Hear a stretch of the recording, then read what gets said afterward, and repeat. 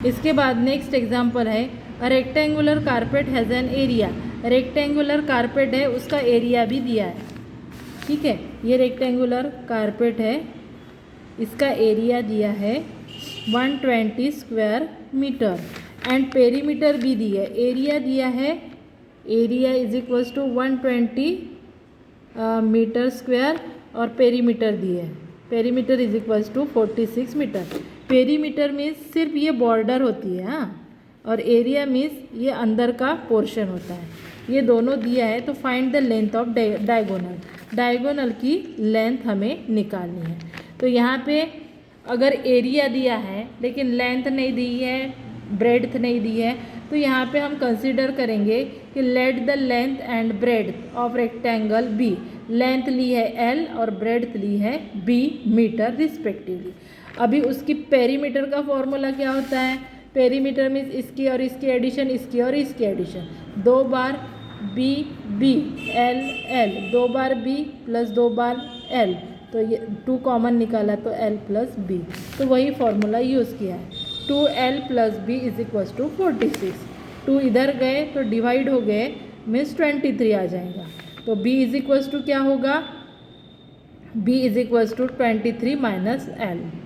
And area कितना दिया है? 120। तो रेक्टेंगल का एरिया मीन्स क्या होता है?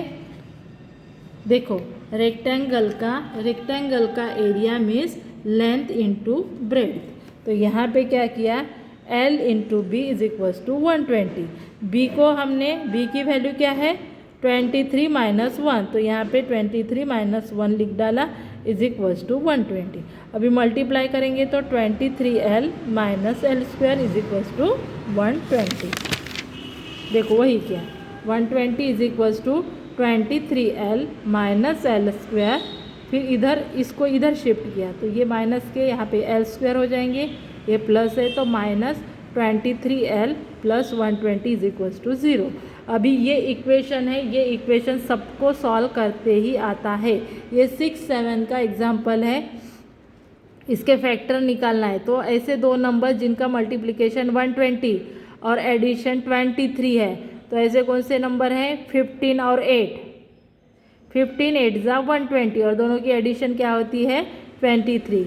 इसलिए ये 23 की जगह हमें डालना है minus 15l minus 8l plus 120 is equals to 0।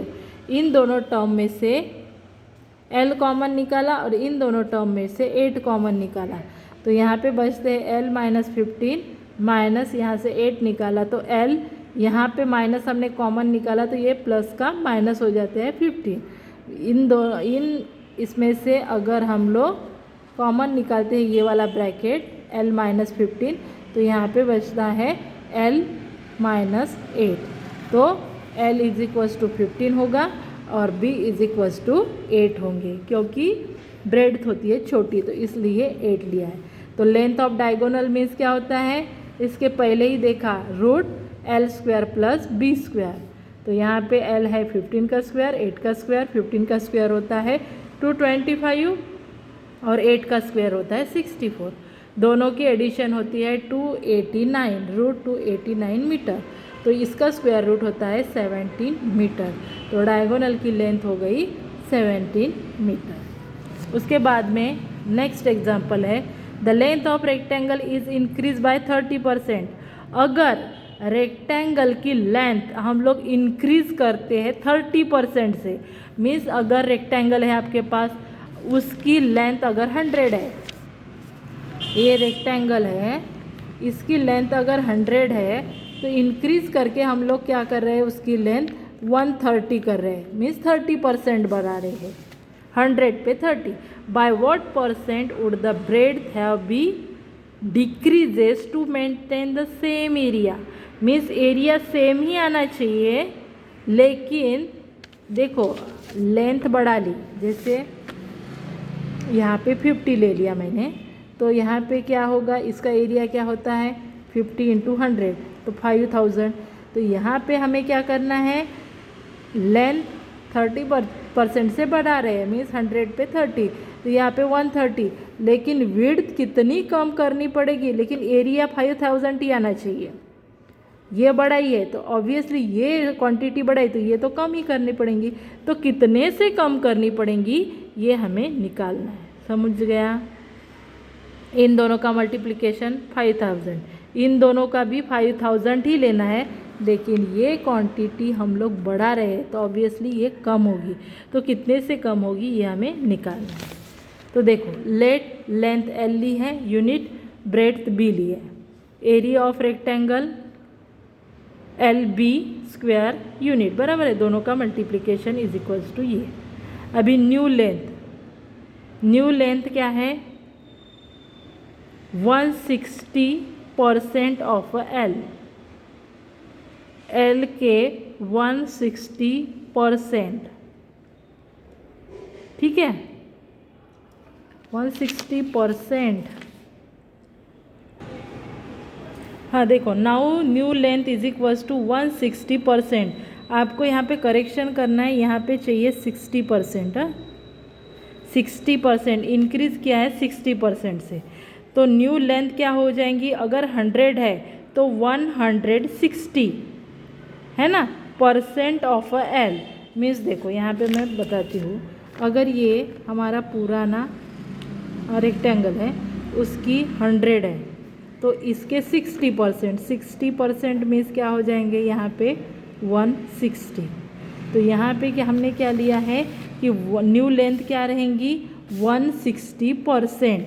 160% means 160/100 of L, ये हमारा L है, इंटू L किया तो क्या होगा 160/100 into 100 that is 160। New length हो गई 160, इसलिए यहाँ पे ऐसे लिखा है new length is equals to 160% of L।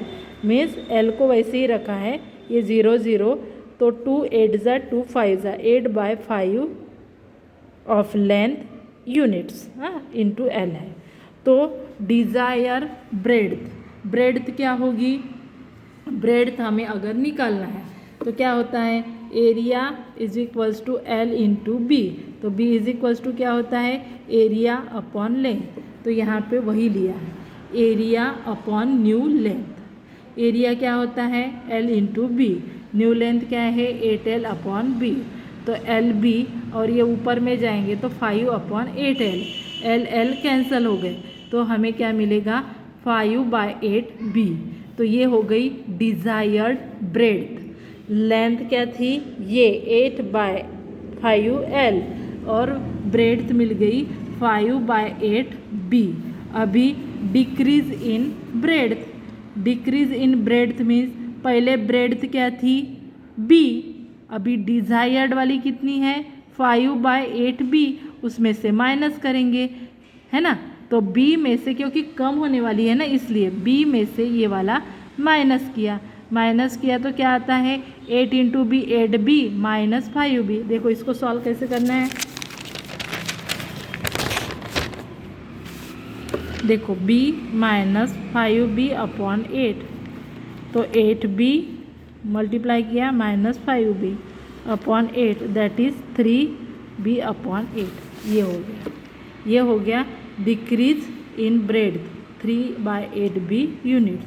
अभी परसेंट निकालना है तो सिंपली परसेंट क्या करेंगे 3/8 जितना डिक्रीज़ हुआ है तो डिक्रीज़ ऊपर रखेंगे 3B/8।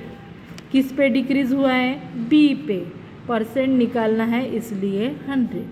B इतना डिक्रीज़ हुआ है, डिक्रीज़ का परसेंटेज जो ओरिजिनल था B उस पर कितना डिक्रीज़ हुआ ऊपर लिखना है, परसेंट है तो 100।